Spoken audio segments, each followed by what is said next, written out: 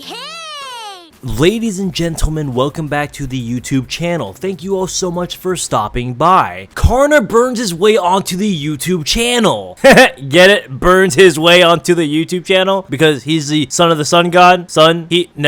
Never mind. Karna is my favorite male servant in all of NASU, and I mean, can you really blame me? Just look at the fucking dude. It really is a shame that when Karna got summoned during the Holy Grail War in Fate Apocrypha that he was severely nerfed. But I'm not complaining that much. At least we got to see my homeboy animated in like that peak A1 picture animation. I mean, he did appear in Fate Extra, but that was just the game. You know, Fate Extra with BB. Rune King Thor also makes his debut onto the YouTube channel. Now, I believe Rune King Thor is one of the most powerful versions of Thor, if not the most powerful characters in Marvel. I could be wrong about that, but I've seen like forever now that like Rune King Thor is like almighty and super powerful, top tier in Marvel. Wait, sorry, hold on. According to Google, it says formidable. Okay, well, I guess Thor is one of the most formidable characters in all of Marvel. Yeah, right, formidable. Karna is the son of the sun god, but he is also known as the hero of benefaction. Oh, also, if you didn't know or figure it out yet, but Karna is based off Indian mythology. It goes without saying that Karna is a master at fighting with the lance. Why do you think he was summoned to the Lancer class? And no, we are not talking about his saber form. Like all servants in the Fate series, they all have their own special skills. Karna has two main skills I briefly want to talk about. The first one being that he has magic resistance C. Magecraft below C is just something that he can negate. However, he cannot defend against large-scale magecrafts such as the Great Magecraft or Greater Rituals. However, later on in the series, when his golden armor, which is a noble phantasm by the way, is released, he is not limited to magic resistance C. Actually, it's bumped up to more like magic resistance EX, which is like above A if you did not know. Oh, right. Also, he does have the rider skill where it is classified as rank A, but to be honest, it's really not relevant, but it's just something I wanted to add because we're talking about Karna. Karna's very first personal skill is called Discernment of the Poor, rank A. The ability to observe and see through one's opponent's personality and attributes is what the Discernment of the Poor can do. Karna cannot be tricked or deceived or spoken by false excuses. Another example of this is that when he's talking to BB, he knows that BB didn't say any lies in her speech. Karna has the uncrowned martial arts skill. Karna's martial arts caliber is one of the highest among servants. Hey, who would have thought that my homie here could throw hands like that? The son of the sun god has divinity rank A. In order to allow him to unify with Sura on a later occasion, he possesses divinity of the highest rank. Compared to heroes related to sun gods with divinity ranked B or below or ranked B, he exhibits extremely high defensive capabilities. He was able to sense the divine part of Captain Nemo as proof of his divinity or his divinity skill. Also, he was able to fight God Arjuna, which it was stated multiple times that he has gods within him, furthermore proving that he has divinity. Prana Burst Flame rank A is the power to output or put magical energy into weapons. In Karna's case, blazing flames become magical energy to dwell in the weapon used. The skill is usually active and all the weapons that Karna grasps receive the effect. Not only can he just make a sun come out of nowhere, but he can also use the Prana Burst ability in a variety of different ways. When he was fighting the vampire or Vlad III, he became the fucking sun and lit his ass up. He is able to breathe fire and he creates a large amount of prana spears that create a massive explosion. Oh, also by the way, just randomly, he can create a grid of lasers to kill his opponent anytime he so chose to. Karna has some special attacks like the Light of Buddha, Follow the Sun, O Brahma, Honor the Heavens, and the Show of Heavenly Lightning. But now let's take a look at some of his noble phantasms. In total, Karna has 4, but realistically, 1 out of the 4 noble phantasms are kind of like mixed together or combined. But the first noble phantasm that I do want to talk about is called Kavacha and Kundala. O Surya, become armor. In Hindu mythology, the golden armor and earrings and the hero Karna had that upon his body. Karna's mother Kunti feared being an unmarried mother and prayed for the armor and earrings from Surya in order to protect her son. It's a very defensive type noble phantasm that emits the radiance of the sun itself. Since it is light itself given shape, even a god would have the difficulty of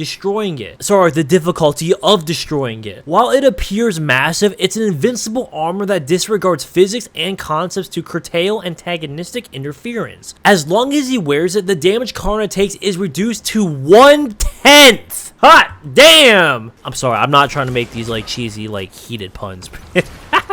Okay, I'll stop. When he was fighting Lancer of Black, Karna's armor nullifies 90% of the damage from Vlad III's 1,000 stakes. He was fighting Sieg too, and he blocks a hit from Balmung. Oh, it goes without saying too that Karna had the greatest defense of any servant during the Greater Grail War. In Lost Belt 4, Karna was able to block Arjuna Alter's Mahapralaya for 5 seconds at the cost of his life, giving the Shadow Border enough time to enter the Zero Sail. But even though he did die, he does come back later, and then he comes back as Super Karna, so he's not really truly dead because he's a heroic spirit, but regardless, he did block it, regardless if even if he died, quote unquote. Now, I know I just talked about him defending against Mahapralaya, but I need you to also realize that the attack that Arjuna Alter did, you know, Mahapralaya, it resets everything in existence, such as the land of India enclosed by the Lost Belt, and it erases anything deemed unworthy to exist any further. Karna was able to block this so-called reality warping and existence erasure attack, so that just goes to show that with his defense, nothing that can erase it from existence or reality warping would ever work on him. Keep in mind, guys, when Arjuna says destruction and creation, he is referring to the entirety of Lost Belt 4. Mahapralaya can inflict textural wide damage, which is already a high 1A given the scaling of the NASU verse, plus all the authorities that Arjuna Alter possesses, which is every Indian authority, which is already high outer as well. So yes, Arjuna can enter the reverse side of the world too, which is already high 1A. I'll put the link in the description again if you want to go check out my NASU scaling video, which explains everything on why each individual texture, reality, Avalon is so high scaled. His second noble phantasm is called Brahmastra Kundala. Oh Brahma, curse me. Oh yeah, but his third noble phantasm is a combination of Brahmastra, which I did talk about earlier. Brahmastra Kundala is just a more powerful version of Brahmastra. Brahmastra Kundala is an anti-country noble phantasm Karna received from the Brahman Parashumara. I'm so sorry, bro. I'm totally butchering these Indian names. It manifests as a bow in his class as an archer, but it can be different depending on the class that he is in. Adding the effects of Karna's attribute of intense heat, he clashes with Siegfried's noble phantasm, causing massive amounts of destruction before being overpowered. Man, plot armor really saving your fucking ass, ain't it, Sieg? There ain't no way Sieg would have really beaten Karna. Like, come on. Plot got a plot, bro. The last noble phantasm that I want to talk about is Karna's most notable attack. His last noble phantasm is called Vasavi Shakti. Basically, it's a beyond powerful attack that is showcased as a beam of light mixed with fire to produce one huge attack. Plus, Karna's attack was able to cancel out one of Arjuna's attacks, which was creating a black hole. Since we talked about all of his noble phantasms and his skills as a lancer, we can move on to what's called Super Karna. Super Karna is Karna's most powerful form. In this state, he has the power of Shiva and Vishnu. This is very important because he can incinerate the entire universe on a conceptual level, and his flames can burn away Kama, who is completely abstract and non-existent physically. As for why they're important, it's because, well, they are some of the highest gods in the Hindu pantheon. There are some others, but they all like exist in Arjuna, but the reason why he could transform against God Juna and beat him was because he was mixed with these two powerful Hindu spirits. Gods, spirits, what the fuck am I talking about? Spirits, what the shit? The authority Vishnu is the authority and divinity given to him by Krishna. By utilizing this power, Arjuna was able to absorb the rest of the Hindu pantheon. Arjuna is also able to use Krishna's power to curse beings with suffering, as in the case of Ashwatthama. Arjuna should be able to utilize Vishnu's power over space and time. Furthermore, Arjuna possesses all of Vishnu and Krishna's divine weapons, and yes, because this is important as it also applies to Karna, as I just stated, that Karna has the power of Vishnu. At this point, if you guys couldn't tell, Karna already scales to Arjuna Alter. Plus, let's not forget that he is recorded through the Throne of Heroes. Bro is so broken that the defense that he has can stop from being erased, and that's actually crazy. Blocking Arjuna's noble phantasm, Mahapralaya, is an insane feat, as we already know, as it can wipe out an entire Lost Belt, which is already high outer. Honestly, I was a little bit of everywhere when I'm talking about Karna, but cut me some slack. Talking about heroic spirits or fate servants in general is fucking hard, man. But shout out to my homie Lewis once again. Bro is a fucking god. Thor better have some powerful ass shit to compete with this Indian deity. I mean, he is a very formidable opponent in Marvel, so God knows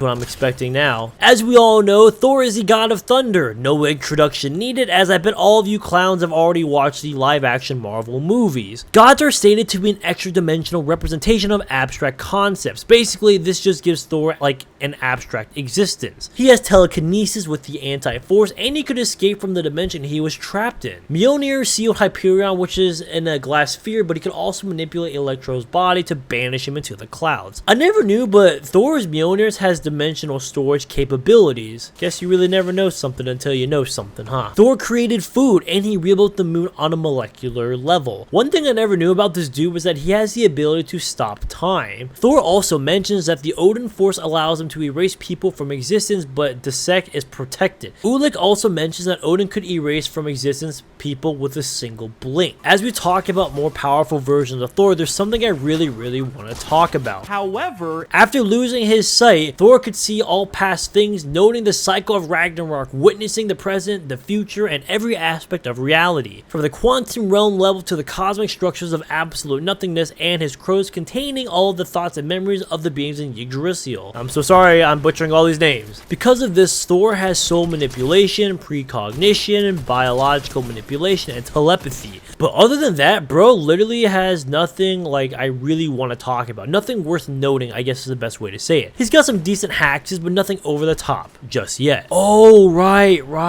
Thor can use Odin's ability as well. I completely forgot about that. Odin was seen traveling through time or place in creation. He went to different timelines, and he had the power to bring Frank Castle from the dead into a timeline and send him to a different period in time where Thanos was still an infant. Oh, so Thor can time travel. Ah, yes, of course he can, because why not? That's really broken, but it's a shame that Karna still is recorded through the Throne of Heroes, which transcends time and space and gives him a causality type 5, but still, cool feat though. That's pretty cool. Thor can warp reality. He warped and reversed all the damage Infinity had done. Oh, and Thor with Odin's powers was able to attempt to erase dissect from existence. I think I said that already, but if I did, fuck it, whatever. Man, if you can't even erase this guy from existence, how the hell are you gonna erase Karna from existence? Now listen guys, I don't see High Outer Thor. I have no idea how you guys get him to High Outer, but I will say that his divinity allows him to transcend dimensions. Okay, so that makes him outer. I can buy that, but honestly, like if it's outer, it's either base outer or low outer. Even Thor beating Mythos, which can potentially be outerversal or be considered outerversal because of the Yggdrasil scaling, it seems kind of far-fetched to me. So like I really don't know where High Outer comes from, but I mean base outer, yeah, I can believe that. Low outer, most likely, but High Outer, I don't know what the fuck you nerds are smoking. Thor has some really good hacks, and his scalings really aren't that bad. I mean, it's Marvel, so I mean, what do you expect? But it isn't enough to stop the hero of benefaction. Karna's defenses are just insanely OP for no fucking reason, and not only that, he massively outscales. Like, I mean, what else is there to say? Honestly, in my opinion, I think Karna could one-tap Thor with Vasavi Shakti. Karna's attacks that incinerate the whole universe on a conceptual level is something that needs to be remembered. But guys, remember that the universe refers to a texture, and a texture in Fate is already outerversal, so that's already the durability level of Thor as it is right now. Karna is the GOAT, and honestly, he deserves more recognition. I really wish people knew more about the Fate series and like the underrated servants like Karna, for example, but I mean, you know, it's Fate. It's not for everybody. It's too big brain for all these fucking peons out there. Thor's fine. Marvel's okay. But I mean, you know, it's something you would expect now from the Marvel fanbase to be wanking characters like this to something that they're not. Prime example is DC with, what was his name? Cosmic Armor Superman. Just an example of a bunch of fucking retards. God, I love Karna so much. He's so cool. Karna's noble phantasms are just too powerful for Thor. There's nothing that Thor could actually do that would bypass his, you know, defense. I mean, Karna is known for having one of the best defenses ever. Plus, on top of that, his scaling is just ridiculously high. Thor is like kind of around the same, but not really. And there's just nothing Thor could do. Super Karna one taps. GG's, it's over. I'm out. I'm gonna go watch hentai. Peace.